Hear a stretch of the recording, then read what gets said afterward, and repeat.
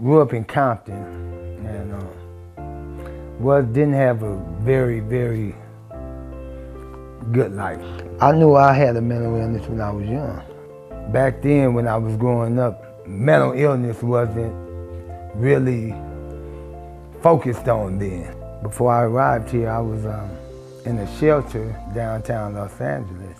I've been living here 2 years now. Going on this October 21st will be 2 years for me. But my first night here, I couldn't sleep because I was so happy I had it. This is my first place ever.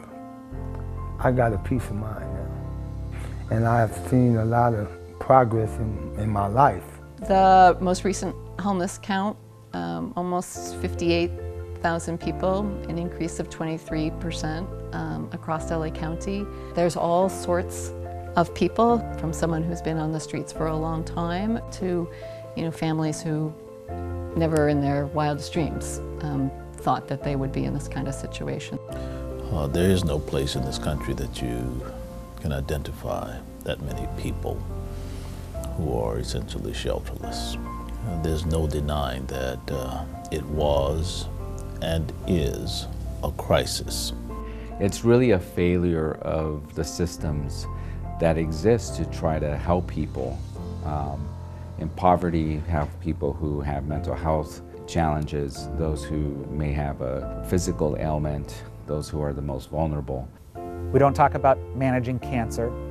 We don't talk about managing the big challenges that we face. We talk about ending them, and homelessness should be no different.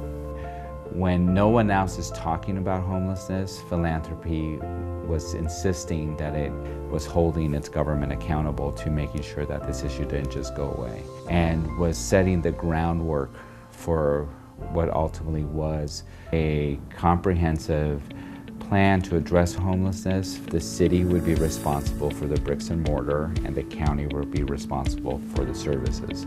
Proposition HHH built 10,000 units of permanent supportive housing, but we needed to be able to provide services in that housing, which Measure H would do. And Measure H also funded outreach and engagement on our streets. The coalition that formed to both advocate for measures HHH and H, to get them on the ballot, and then to work to secure their success, was one of the most robust coalitions that's ever existed in the history of politics in Los Angeles. Business and labor, homeless service providers and developers, neighborhood councils, literally everybody who is engaged in the conversation in the daily life of Los Angeles saw this as a priority and invested their time and energy in that effort. We're fortunate that Angelenos have been so generous in responding to it, to this crisis. The good news is that we have a plan of consequence, and we have resources that are rather extensive. And to the extent that that is the case, we have an opportunity to do good, and it is upon us to do so. Well, it's going to help us build more units. I mean, HHH in particular, it's a resource that is going to allow us to build more units of permanent supportive housing. We're going to work with tens of thousands of people to help them end their homelessness. And we're going to get there because we're not taking risks. We're investing in the solutions that work.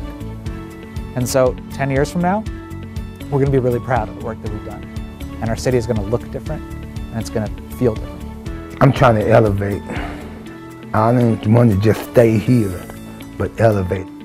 Tomorrow, I have a job interview, and I'm looking forward to that. I found myself wanting to help people like somebody else helped me, because I know if I could do it, anybody could do it.